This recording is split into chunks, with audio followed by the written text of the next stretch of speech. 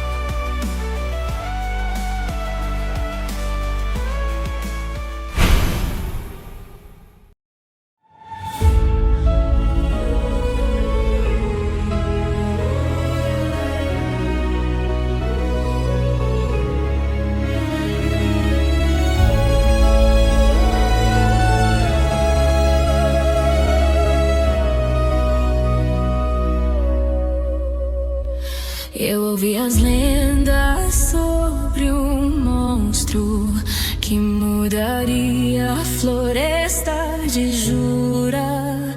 Não era um demônio gigante, mas uma criatura pequena e pura. Satoru Mikami morreu no seu mundo para renascer aqui num destino profundo.